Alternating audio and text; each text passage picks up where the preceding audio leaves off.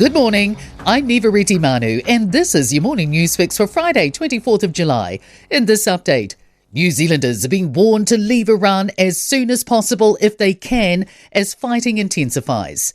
An MFAT safe travel alert says a limited number of flights are still operating from Khomeini International Airport in Tehran, but airspace closures could occur at any time. It says land routes out of Iran through Turkey and Armenia are still viable and are being used by other New Zealanders. For those who can't leave Iran, Safe Travel recommends they stay in a safe place and follow local authorities' instructions. The Children's Commissioner is urging the government to act fast as child poverty numbers climb. A new Ministry of Social Development report reveals around 169,000 Kiwi children were living without the basics last year, up from 160,000 the year before. It shows the rising cost of living's contributed hugely to rising hardship since 2023. Dr. Claire Ahmed says urgent action is needed, as growing up in poverty can have lifelong consequences. It means negative impacts on their health, their education, and their overall well-being and participation.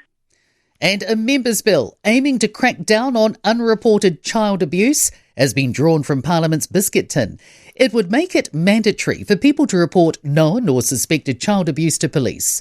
The bill's architect, Port Waikato MP Andrew Bailey, says the current laws hinder the ability of the police to effectively investigate child harm cases. A view the introduction of more regular inflation reports is overdue.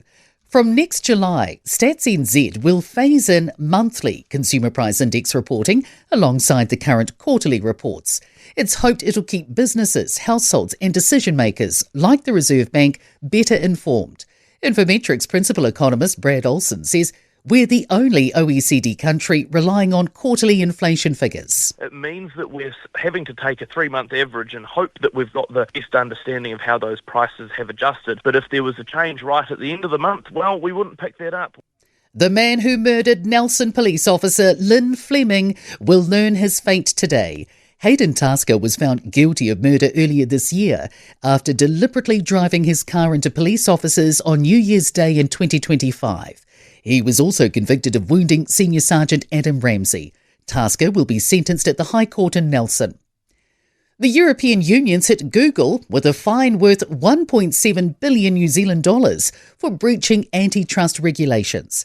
It says the tech giant broke digital antitrust regulations by setting up Google Play, with its search engine pushing consumers towards its own services and apps to the detriment of competitors.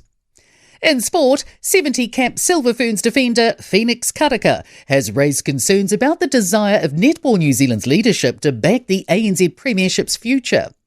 Weightlifter David Letty and judoka Moira de Villiers are New Zealand's team flag and baton bearers respectively for the Glasgow Commonwealth Games opening ceremony.